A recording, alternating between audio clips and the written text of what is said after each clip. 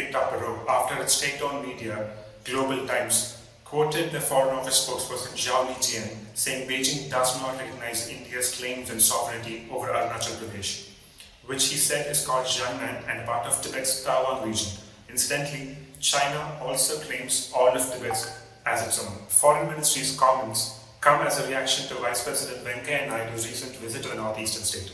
Zhao Lijian, who is echoing Xi Jinping, asked India to stop taking actions that would further complicate and expand the boundary issue. Amidst already stale and worsening relations between New Delhi and Beijing over the LAC, the Ministry of External Affairs has dismissed China's recent statement and has maintained that Arunachal is an integral and inalienable part of India. In response to China's bizarre claim, MEA spokesperson Arindam Bagchi also retorted with a firm message while rejecting the Beijing Foreign Office's stand on the issue.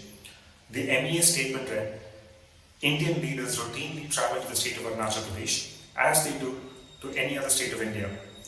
Objecting to the visit of Indian leaders to a state of India does not stand to reason and understanding of the Indian people. This begs the question, what is the dispute all about and why is China claiming Arunachal Pradesh as theirs? It all started in 1914 after the abdication of the Qing Emperor. Tibetans asserted their independence from China, forcing its troops out of Lhasa back to the mainland. In order to ensure the unrest did not spill over to India, the British convened a tripartite meeting at Shimla along with Tibetan and Chinese delegates to define the borders clearly. This later came to be known as the McMahon Line, and this would effectively give China suzerainty over most of Tibet.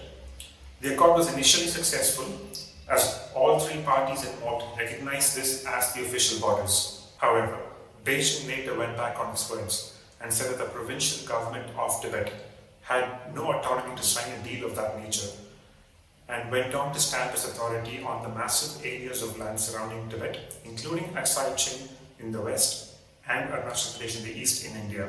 There are already reports of China repopulating areas near Arunachal in Tibet to strengthen its claim.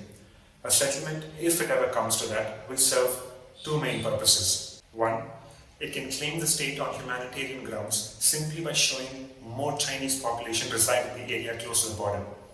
Two, set up military bases in the region if left unchecked and thereby allowing the CCP to gain a territorial advantage in case the situation ever escalates to a full-scale war. As to the question of why China wants Arunachal Pradesh, it is believed that the northeast holds vast amounts of gold and water reserves, a large portion of which also flows through India. In order to gain a more strategic presence in the region as well as pose a threat to India on more than one location to gain military advantage, Arunachal is more than a base to dig its claws into. This brings us back to the situation at hand. MEA spokesperson expounded on the accusations on China, blaming it for flaring up tensions again in an attempt to unilaterally alter the status quo in the border areas which India says is a violation of all bilateral agreements.